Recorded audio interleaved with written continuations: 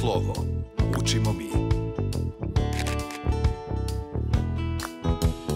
Slovo po slovo reč napiši, ako pogrešiš tada obriši. Pokušaj i opet uz malo truda, nauči slova sva ti stvarat ćeš čuda. Moja prva abeceda. Zdravo, moje šumske bubilice male. Poziva vas vaša Mimi na još jedno veselo druženje i učenje. Pred nama je još jedna epizoda moje prve abecede. Kako vam se dopada abeceda do sada? Da li već umete da pišete sva slova koja smo učili? Još malo pa ćete znati sva slova. Danas ćemo dopuniti znanje za još jedno slovo. Učimo novo slovo. A koje ćemo slovo danas naučiti? Na redu je... Odi.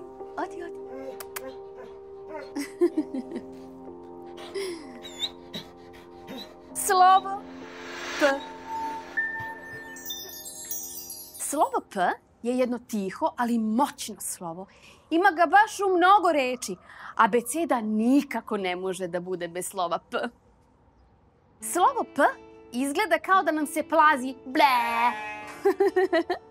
A evo kako se piše to nestašno slovo. Jedna crta ravno odozgo na dole, pa jedna do pola povijena u luk. Da ponovimo još jednom. Jedna crta ravno odozgo na dole, pa jedna do pola povijena u luk. Slovo P. Da vidimo koje sve reči počinju na slovo P. Plava. Pas.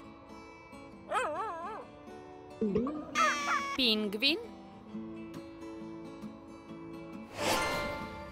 Ponovimo još jednom kako se piše slovo P. Jedna crta ravno odozgo na dole, pa jedna do pola povijena u luk.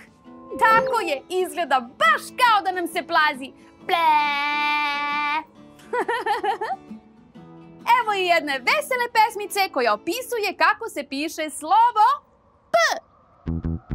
Slovo P naučimo mi, znaj da će ti često trebati. Pingvin, plava boja ili maleni pas.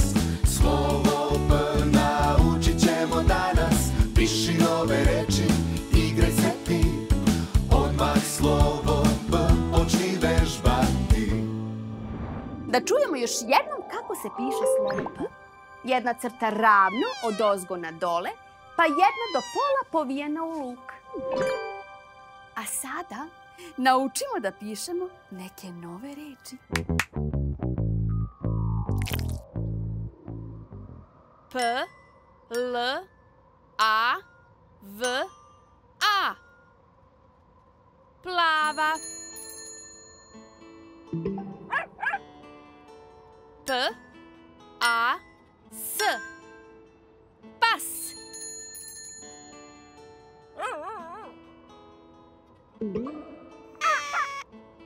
P, I, N, G, V, I, N.